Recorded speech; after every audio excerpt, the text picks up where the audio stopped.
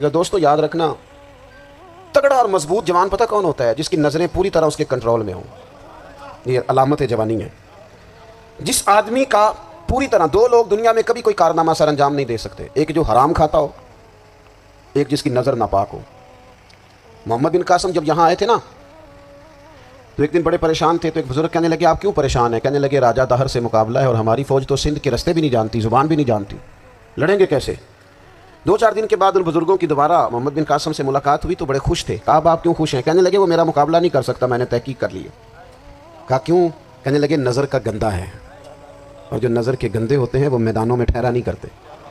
میدان کے لیے نکلنے کے لیے پاک جوانی کی ضرورت ہوتی، تطہیر مزاج ہونا ضروری ہوتا ہے، پاکیزہ افکار اور سچی اور سچی ستھری سوچوں کا ہونا ضروری ہوتا ہے۔ اس لیے فرمایا کہ میرا مقابلہ نہیں کر سکتا۔ حضرت عبداللہ بن حذافہ کمرے میں تھے تو وزیر کی بیٹی اندر سجی سمری پہنچ گئی۔ جیسے ہی آپ نے اس کفر کی چال کو دیکھا تو تیمم کر کے نفل شروع کیے۔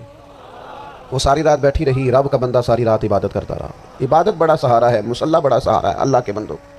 صبح دروازہ کھولا، وزیر نے اپنی بچی سے پوچھنا چاہتا تھا رزلٹ کیا نکلا، تو کہنے لگی پیچھے ہٹ جا، اب تیرا میرا تعلق کوئی نہیں، میں نے نبی پاک کا کلمہ پڑھ لیا۔ اس نے کہا میں نے بھی زمانہ دیکھا ہے، پر یہ کیا لوگ ہیں، کستوری کے بنے ہوئے، سندل سے دھلے ہوئے، کہ میں ساری رات کمرے میں رہی اور 100 اور 1000 آدمی جس جوان کا مقابلہ نہ کر سکے، اتنا طاقتور جوان کمرے میں رہا اور اس نے نظر اٹھا کے نہ دیکھا۔ او کچا رنگ للاری والا جڑا چڑھدا تے لیندا رہندا ہے، اے عشق تیرے دا رنگ محمد چڑھیا پھر نہیں لیندا۔ میں کہا ایک دفعہ نظر اٹھا کے نہیں دیکھا، کمال ہو گئی۔ اتنے بڑے لوگ، اتنی بڑی سعادت مندی، فیروز بختی، معاملہ فہمی حد ہو گئی۔ اللہ اکبر۔ دوستو بادشاہ جب پوری طرح ہار گیا نا، اس نے کہا مار دو۔ تیل گرم کیا ایک کڑاہی میں، اور جب آپ کو اس میں ڈالنے لگے تو آپ کی آنکھوں میں آنسو آ گئے۔ بادشاہ کا خیال ہوا شاید نرم ہو گئے ہیں، کہنے لگا روئے کیوں؟ فرمانے لگے سوچتا ہوں جان ہی ایک ہے، کتنا مزہ ہے اس کی راہ میں جان دینے کا، کتنی لذت ہے اس کے نام پر مرنے میں، کتنا لطف ہے۔ جے تو چڑھیا اتے دار بھی نہیں تے جے تو وکیا عشق بازار بھی نہیں، تے ایڈا سستا سودا پیار بھی نہیں، تے ایڈا سستا لبدا یار بھی نہیں۔ کئی جنگل گانے پیندے نہیں، کئی دوزخ لنگنے پیندے نہیں، جے وہ اس ملوں بھی مل جاوے ایدوں سستا ہور بپار بھی نہیں۔ تے کچھ سمجھ نہ آوے لوکاں نوں وہ کادے نال شہید کرے، ڈٹھی یار دے ہاتھ تلوار بھی نہیں، پر او دا خالی جاندا وار بھی نہیں۔ کہنے لگے ایک جان ہے نا، تو دل کرتا ہے ہزاروں ہوتی تو ایک ایک کر کے محبوب کے نام پہ قربان کرتا، جب میرے پاس ہے یہ ایک، کروں کیا؟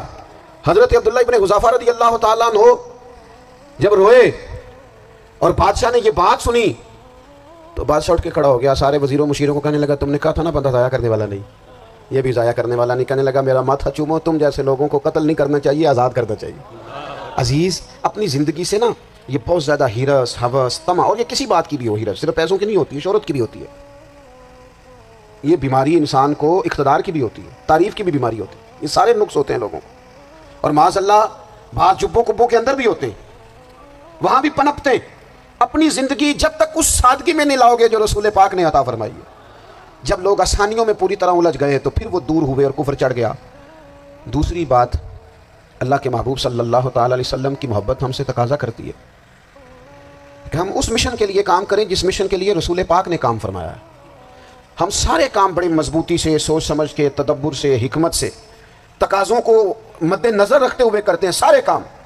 دین کے کام میں ہمارا مزاج نہیں ہوتا، او ہو جائے گا جی آپ بسم اللہ پڑھیں جی، شروع کریں جی۔ آپ تقاضوں کو سمجھیں، چیزوں کو دبائیں نہیں، چیزوں پر غور کریں۔ کسی کے ذہن کی سطح پر سوال ابھرتا ہے، اس کا تسلی بخش جواب دیں۔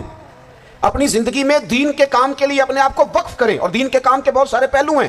ہزاروں لوگوں کو قرآن پاک ٹھیک پڑھنا نہیں آتا، ہزارہ لوگ ہیں جو قرآن مجید کے مطالب سے آگاہ نہیں ہیں، دین کی بنیادی ضروریات سے لوگ نابلد ہیں۔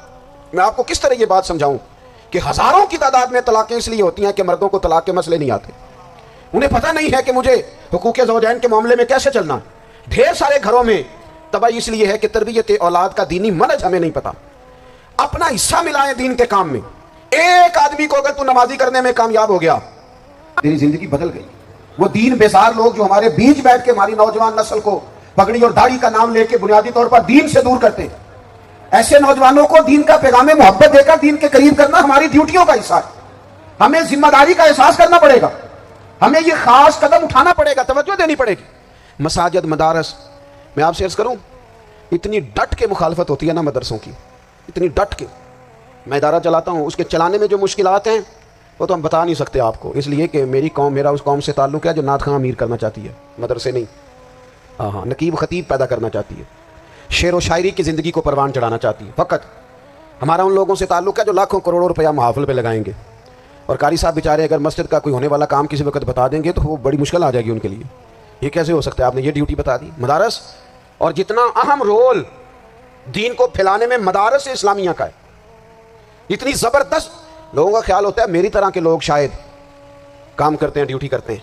یہ 10-15 لوگ آپ کو نظر آتے ہیں جو آپ کو کہیں میڈیا پر یا ادھر ادھر ڈیوٹی کرتے، مخلص لوگ اپنی جگہ پہ، وہ بھی بڑا ہی کام کر رہے ہیں.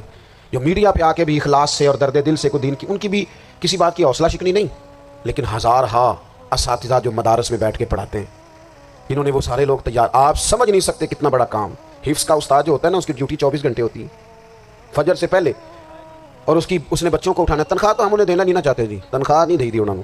ہمیں مولوی امیر نہ ہو جانا، مولوی نو تے سوٹ بھی 7ویں والی رات دے ہے تاکہ کدھر سوان کے عید والے دن پا نہ لوے، کیونکہ 7ویں تو بات تے درزی پڑتا ہی کوئی نہیں. کیوں حضرت ایسا ہی ہے نا، اس وقت تو نہیں نہ لیتا. تو ہم چاہتے ہیں مولوی ہماری مرضی کے ہماری طرح کا سوٹ نہ پہن لے. مدارس کی مضبوطی آپ یہ دیکھ لیں، یہ صلاح الدین ایوبی کا تعلق بلا کس چیز سے تھا؟